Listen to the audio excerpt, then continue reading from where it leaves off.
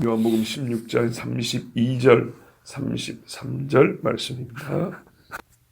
보라, 너희가 다 각각 제 곳으로 흩어지고 나를 혼자 둘 때가 오나니 벌써 왔도다.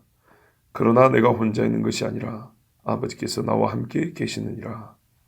이것을 너희에게 이르는 것은 너희로 내 안에서 평안을 누리게 하려 함이라.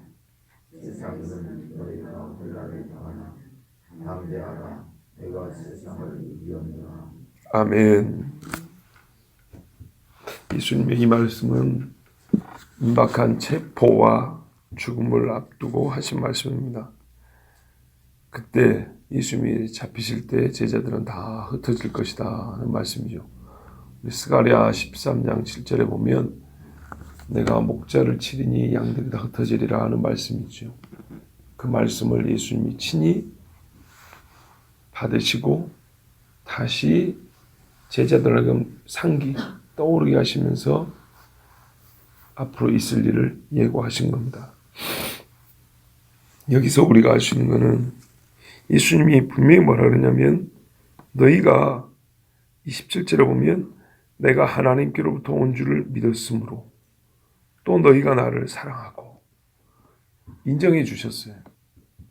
그런데도 제자들이 예수님이 잡힐 때 무서워서 도망을 갑니다. 이걸 어떻게 표현할까요? 가짜 믿음이었나? 가짜는 아니죠. 왜냐하면 베드로가 만약에 가짜였으면 회개를 못합니다. 그러니까요. 회개하는 순간 베드로에게 믿음이 생겼냐? 그것도 아니었습니다. 예수님을 계속 따라갔거든요. 겟세마네 동산에서도 칼을 들었어요. 목숨을 걸고.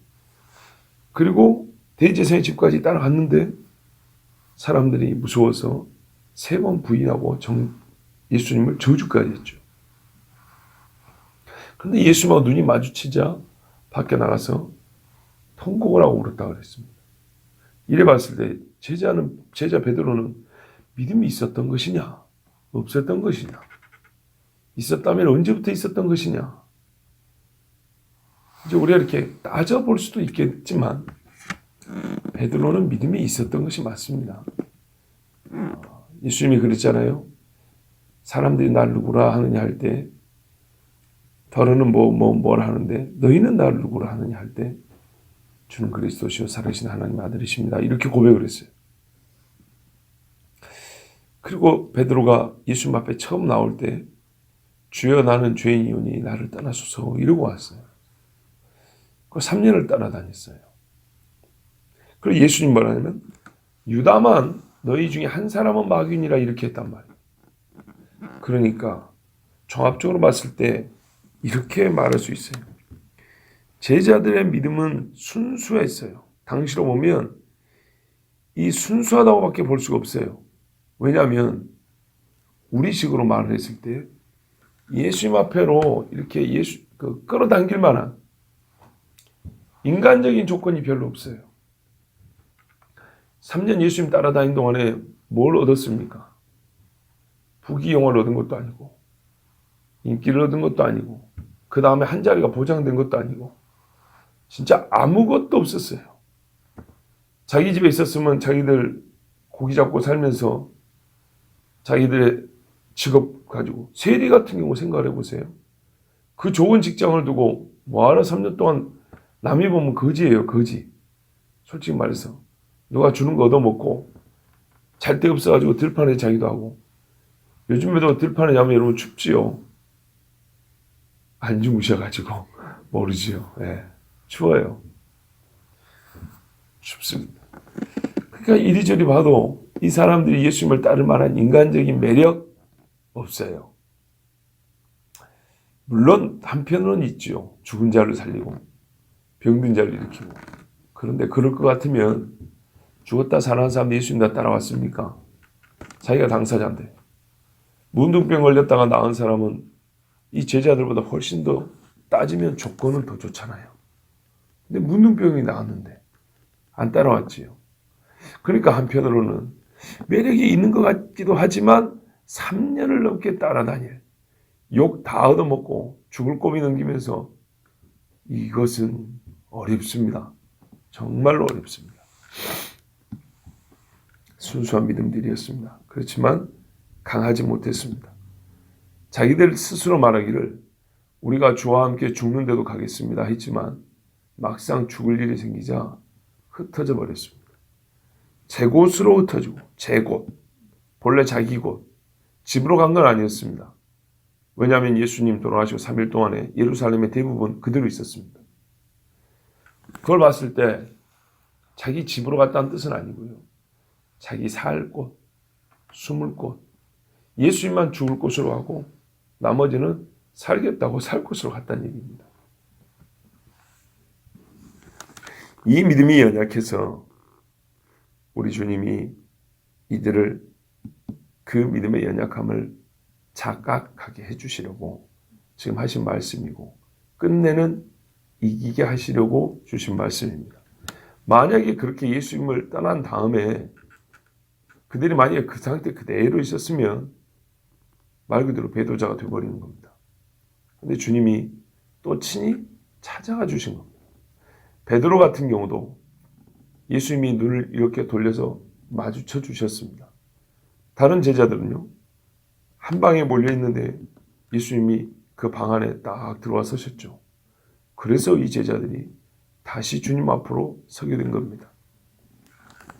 하여튼 이 미묘한 사건에 있어서 우리가 모든 것을 다 안다, 정확하게 꼬집어내기는 어려운데 전체적으로 볼 때 제자들은 믿음이 있었지만 강하지 못하였고 그 강하지 못한 믿음이 점점 쇠하고 무너지고 이제는 완전히 없어질 지경이 되었을 때 우리 주님이 그들 가운데 나타나셔서 다시 세워주신 것을 알 수 있습니다. 그래서 우리는 생각하기를 과연 하나님이 택하시고 부르신 자가 이래서 사는 거구나. 그래서 끝내 그가 구원한다고 말할 수 있는 것이지. 아주 그냥 무슨 처음 믿을 때 무슨 블럭 이렇게 맞추듯이 공식적으로 하나님이 택한 자는 무조건 구원받 이러면 얼마나 그 신앙이 가벼워지는지 모릅니다. 현실감이 확 떨어져 버리죠. 이 현실이 현실 앞에서 우리가 살아내야 하고 싸워내야 되고 막 밀어붙여야 되는 이런 신앙에 진짜 현장성이 없어져 버리죠. 그렇지 않습니다. 우리 주님이 부르신 자를 반드시 구원한다고 할 때도 그 안에는 치열한 싸움이 있고 우리 주님의 수고가 있고 신자들의 견딤이 또한 함께 있는 것입니다. 자, 여기서 우리가 알 수 있는 것은 32절 전반부를 통해서 우리의 믿음은 실제로 너무나 연약하다는 겁니다. 영적 강함의 비결은 자기 불신과 깊은 겸손에 있다고 제가 존경하는 아더핑크 목사님이 말했습니다. 영적으로 강하려면 주님을 향한 우리의 믿음도 있어야 되겠죠. 근데 자기 자신을 향해서는 두 가지가 있어야 되는데 나는 믿을 인간이 못 된다는 믿음이 있어야 된대요. 그리고 깊은 겸손. 그 말이 그 말인 것 같지만 그냥 겸손이 아니고 완전히 겸손해야 된대요. 우리 주님이 바울이 그랬잖아요. 네가 약할 때 내가 강합니다. 그렇게 말씀하시죠. 이제 또 이걸 핑계대가지고 잘하기를 거부한다거나 부지런히 경건히 이걸 훈련하기를 거부한다거나 이러면 안 됩니다. 가만히 있으면 나는 약하니까 이거는 게으름이고 한 달란트 받은 자고 내 손에 뭐가 있는 것 같고 뭘 많이 하는 것 같아도 그럼에도 불구하고 주님 주께서 저에게 호흡을 주지 않으시면 제가 뭘 하겠습니까? 또 아무리 애를 쓴다고 해도 끝나놓고 보면 허물투성입니다. 정말 하나님이 함께 하셔서 이만큼 했습니다. 이래야 겸손이죠. 아무것도 안 하면서 그거는 게으름입니다. 자, 깊은 겸손. 나는 믿을 인간이 못 됩니다. 나는 자기 불신, 자기 연민은 아닙니다. 이것이 우리의 강함의 비결이다. 이렇게 말했습니다. 또 한편은 어떻게 되죠? 주님을 향한 강한 확신이 있어야 되고 주를 완전히 신뢰함이 있어야 되겠죠. 자, 우리가 이제 이때가 왔다는 걸 알았습니다. 그러나 내가 혼자 있는 것이 아니라 아버지께서 나와 함께 계시느니라. 너희는 나를 두고 다 떠날 거야. 나 혼자 두고. 근데 그때도 아버지만은 나와 함께 하신다 그랬어요. 지금까지 함께 하신 것처럼 아버지, 아버지, 아버지는 나와 함께 하신다. 우리 주님이 계속 아버지를 말씀하는 거 보십시오. 그래요, 여러분. 우리가 신앙이 냉담하고 인격적인 만남이 있을 때 하나님은 나와 함께 하신다는 것하고 하나님 아버지가 나와 함께 하신다고는 다른 겁니다. 우리가 이제 표현이 익숙하지 않아서 또는 한편에 익숙해서 하나님이라고 부르고 뭐 그냥 그칠 수도 있겠지만 우리가 이제 말씀을 통해서 볼 때는 우리가 어디까지 부르면 훨씬 더 우리 신앙에 큰 유익이 있냐면 아버지라고 부르는 겁니다. 그죠? 한참 우리가 힘들 때는 어떻게 기도합니까? 다른 말 하지 않고 딱 한마디로 하죠. 아버지 이런다고요. 여기에 다 들어있지요. 여기에 다 들어있어요. 아버지는 나와 함께 하시느니라. 이 말씀은 말세를 당한 성도들과 교회를 향한 큰 위로와 평안을 주기 위해서 우리 아버지의 마음이 이 안에 담겨 있고 숨겨져 있음을 합니다. 그러니까 하늘 아버지가 직접 주신 말씀이 아니라 예수님이 하신 말씀입니다. 예수님 뭐냐면 아버지는 나와 함께 하신다 그랬지만 이 당시로는 예수님과 제자들이 지금 이렇게 분리되어 있는 느낌이잖아요. 근데 이제 나중에 제자들이 완전히 예수님처럼 변화되잖아요. 그때는 제자들이 똑같은 고백을 한다고요. 세상 앞에서 하늘의 아버지는 나와 함께 하신다. 성도들이여 하늘에 계신 아버지는 우리를 고아같이 버려두지 아니하시고 우리와 함께 하신다. 똑같이 고백을 한다고요. 바로 예수님이 말씀은 환난과 핍박을 마주친 교회들에게 바로 너희가 이와 같이 고백할 수 있다는 것을, 그래서 우리에게 정말 우리가 혼자 있는 것이 아니라 하늘에 계신 아버지가 우리와 함께 하신다는 것을 미리 말씀해 주신 것이기도 합니다. 이것을 너에게 이루는 것은 너희로 내 안에서 평안을 누리게 하려 함이라. 조금 있으면 제자들이 무섭고 슬프고 절망적일 때를 맞이합니다. 그러나 또 조금 있으면, 예수님이 그렇죠. 또 조금 있으면 너희 기쁨이 충만하려 그랬어요.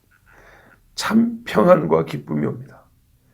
주님은 바로 그 조금 있으면 그때까지 제자들이 견디고 자기 자리에 머물게 하려고 말씀하셨습니다. 사랑하는 제자들이 예수 따름을 두려움과 낙심과 절망으로 마치는 것을 허락지 않습니다. 내가 예수를 따랐더니 절망뿐이라 슬픔뿐이라 에이 안 되겠다 이제 집으로 가자, 이렇게 예수 따름을 끝내게 하지 않습니다.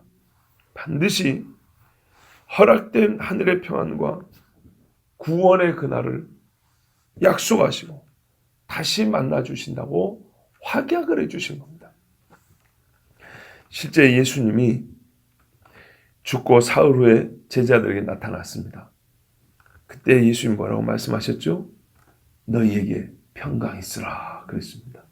예, 그 또 조금 있으면 예수님이 기쁨이 충만할 거라 그랬는데 이제는 평안으로 말씀하셨죠. 평강 있으라 그랬는데 지금 뭐래요? 내가 지금 너에게 이것을 이루는 것은 내 안에서 평안을 누리게 하려 함이라 그랬어요. 예수님 말씀하신 그대로예요, 그대로. 그때 제자들이 정말 경험했을 위로와 평안이 얼마나 컸겠습니까? 슬퍼 울며 유대인들이 무서워 죽을까 봐 숨어 있었는데 이 못자국 난 손을 들고 와서 너에게 평안이 있으라 그런다. 이 장면은 우리가 곰곰이 묵상을 해봐야 돼요. 그럼 그 장면만 생각해도 정말 가슴이 뜨거워지죠. 여러분, 바울이 왜 사역할 때 내내 입에 붙은 말로 주 안에서 그리스도 예수 안에서를 입에 달고 살았는지 아시겠죠? 이 숨어있는 자들이 벌벌 떨고 있는데 예수님 오셔가지고 진짜 예수님이 보세요. 방 안에 11제자가 있어요. 예수님 한 사람 더해진 거야 아니었어요. 마치 예수님이 나타나니까 이 방 안에 있는 사람들이 전부 다 예수님이라는 방 안에 있는 것 같아요. 주 안에서 평안이 있기를 원하노라. 주 안에 있으라. 주 안에서 무난하노라. 정말 부활한 주님이 그 방에 오시기만 하면 방 안에 계신 주님이 아니라 주님 안에 있는 이 우리가 되는 거죠. 주 안에서. 바로 그 장면을 생각하면 그 말씀이 하나 어렵지 않게 이해도 되고 체험이 됩니다. 우리 삶이 그렇다는 겁니다. 무슨 일 하든지 안에, 어떤 봉사라고 사역을 하든지 안에 주님이 딱 계시면 한 사람 플러스 원이 아니고 주 안에서 행하는 것이 되는 거죠. 자, 세상에서는 너희가 환난을 당하나 담대하라. 내가 세상을 이겼노라. 십자가 지기 전에 예수님이 하신 말씀 중에 가장 위엄이 있으며 가장 큰 영광과 권능을 가지고 한 말씀입니다. 십자가 지시고 나서 승천하기 전에 하신 말씀 중에 가장 위엄이 있으며 영광과 권세 있게 우리가 듣는 말씀 뭡니까? 하늘과 땅의 모든 권세를 내게 주셨으니. 그죠? 그러면 너희는 가서 모든 족속으로 제자를 삼아 아버지와 아들과 성령의 이름으로 세례를 주고 내가 너희에게 분반 모든 것을 가르쳐 지키게 하라. 볼지어다 내가 세상 끝날까지 너희와 항상 함께 있을지어다. 이렇게 말씀하셨죠. 꼭 그 말씀이잖아요. 내가 세상 끝날까지 항상 너희와 함께 있을 것이다. 볼지어다 그랬죠. 담대하라. 내가 세상을 이겼노라. 십자가를 지기 전에 이미 결론을 말씀하셨어요. 이겨버렸다고. 그래서 신자들의 싸움은 이긴 싸움이라고 해요. 이겨놓고 싸운 거죠. 예수님의 이 말씀이 정말 짧지만은요. 마태복음 이 끝부분보다 짧지만 십자가 지기 전에 부활하시고 승천하시기 전에 하신 말씀하고 똑같은 위엄과 영광을 가지고 하신 말씀이에요. 이겼다는 것은 십자가를 지고 부활했다는 것을 얘기한단 말이죠. 죽기도 전에.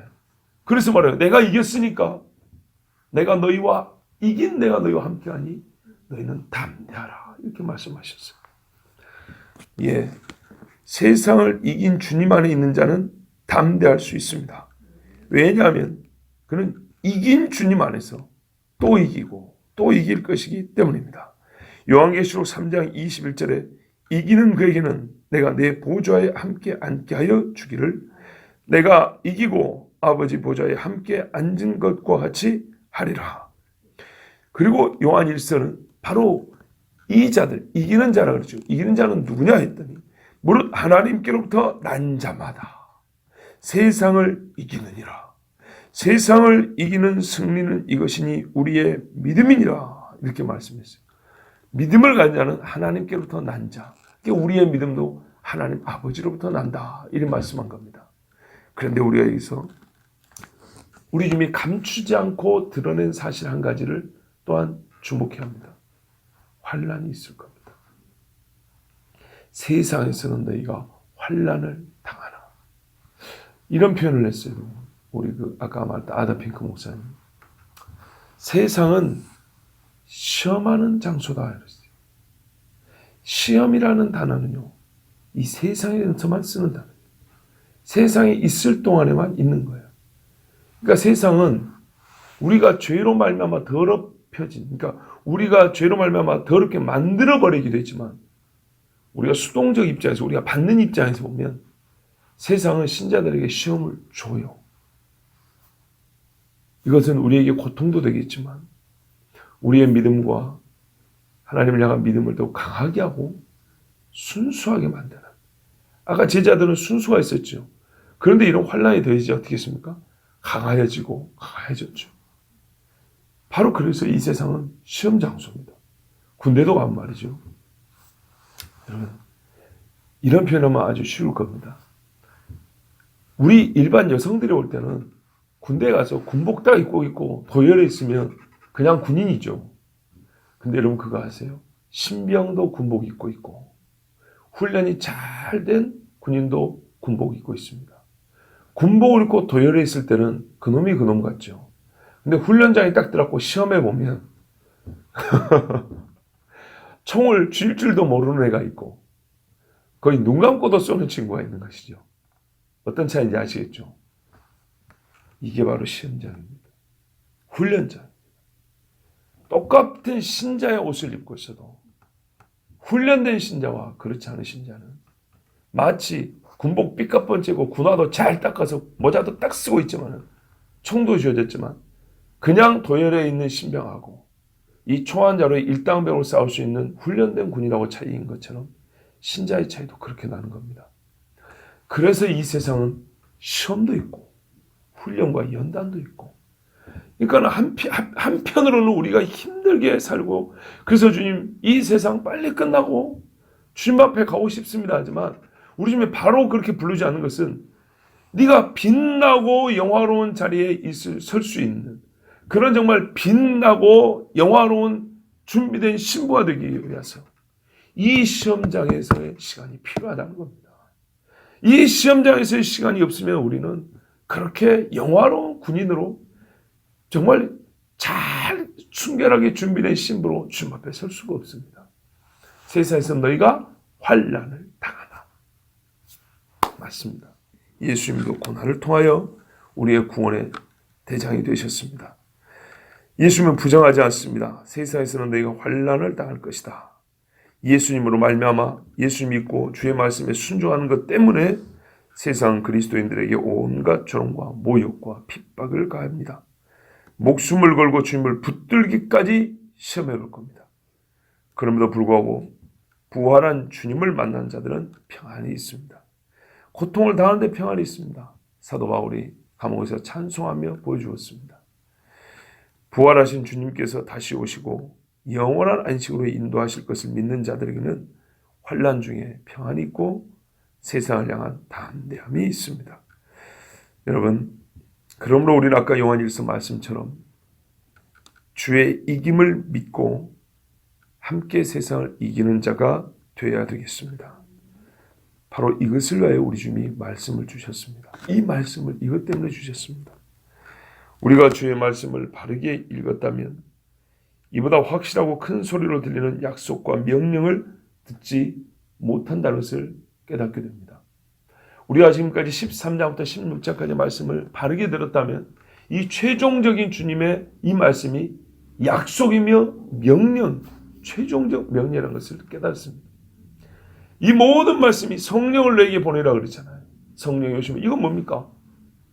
내가 세상을 이겼노라. 성령이 어떻게 해서 오십니까? 예수님이 이기니까 오죠. 성령이 오시면 우리가 어떻게 해요? 담대하죠. 평안을 누리죠.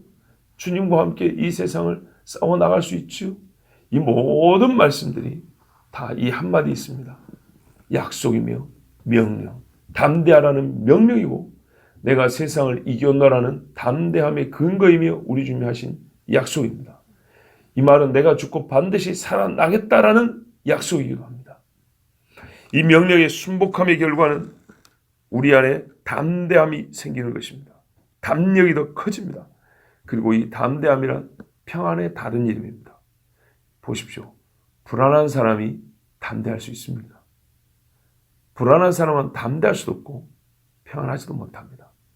그러므로 믿음이 우리에게 평안을 준다는 것은 믿음이 있으면 불안하지 않냐고 담대하고 이 세상을 이길 수 있게, 그 믿음이란 부활하신 주님이 나와 함께한다는 믿음이기 때문에 우리는 담대하고 평안할 수 있습니다. 여러분, 우리가 신앙생활 하면서 이 담대함을 꼭 목에 칼이 들어올 때만 써먹는 게 아닙니다. 예배 한번 나오는 것도 때로는 담대함이 필요할 때가 있습니다. 봉사 하나 할 때도요, 주의 주신 평강이 아니면 할 수 없을 때가 있습니다. 저희 같은 종들도 이 강단을 쓸 때는 때로 자기 자신이 너무 부끄러워서 서기 어려울 때도 있습니다. 여러 가지 소위 사람들이 말하는 보이지 않는 내막과 어려움들이 있습니다. 그러나 우리가 지금도 이렇게 함께 있을 수 있고 예배한다는 것은 우리 주님이 주신 평강과 담대함이 있기 때문입니다. 또한 이제는 세상을 향하여서 더욱 담대하셔야 합니다. 우리 주님이 이기셨기 때문에 능히 외칠 수 있고 말할 수 있고 살아갈 수 있습니다. 제가 지금까지 이제 16장까지 마치면서, 물론 아직 예수님 십자가 안 졌습니다만 오늘 담대하라 했기 때문에 개인적으로 여러분에게 드리고 싶은 권면이 있습니다. 제가 여러분에게 때로 막 야단치듯이 설교도 하죠. 책망도 하죠. 이거는 제 직무입니다. 직무니까 어쩔 수 없이 한다는 것이 아니고 저는 사명으로 합니다. 그리고 그것도 기쁨으로 합니다. 그렇다고 해서 여러분 저와 함께 신앙생활 하기를 또는 저 보며 하나님 말씀 듣기를 너무 힘들고 어렵게 생각하면 안 됩니다. 오늘 이 담대함을 저를 만날 때도 써먹으십시오. 예? 이 무서운 또 조금 이 좀 시끄러운 목사를 만날 때도 이 말씀을 떠올리십시오. 그래. 그나 나나 똑같은 사람이다. 다 같은 죄인이고 다 하나님 앞에 서서 우리가 연약한 사람이다. 내가 네를 보나 네가 나를 보나 다 우리가 주 안에서 만난 것이다. 담대하게 그렇게 저를 보시고 그렇게 또 신앙생활 하시면 1차적으로 그렇게 적용하십시오. 저 역시도 마찬가지입니다. 여러분 뵙기가 항상 마음이 평안한 건 아닙니다. 사람은 다 그렇습니다. 여기도 은혜의 자리면서 시험의 자리입니다. 서로 우리가 또 살면서 때로는 말 한마디 이렇게 또 좀 실수하게 되면 그것 때문에 참 힘들고 어려울 때도 있습니다. 그런다고 해서 이 담대함이 얼굴 철판 깐 담대함은 아니죠. 견뎌내는 겁니다. 그죠? 또 이 담대함 여러분 싸울 때만 씁니까? 아닙니다. 화해하고 용서할 때도 쓸 수 있는 겁니다. 이게 참 우리가 너무 단편적으로 받는 거예요. 항상 치고받고 싸울 때만 담대를 쓴다고요. 그건 아닙니다. 환난이라는 것도 항상 목에 칼 들어올 때만 환난이 있는 거 아닙니다. 자기 안에서도 싸움이 있습니다. 그렇죠? 세상을 향해서만 싸움이 있는 게 아니라 자기 안에서도. 이 모든 것에 우리는 담대할 수 있어야 합니다. 왜냐하면 주께서 평강을 주셨고 그 주님도 이겨냈기 때문입니다. 보세요. 체포하는 자가 오기 전에 예수님은 자기 안의 싸움을 이겼습니다.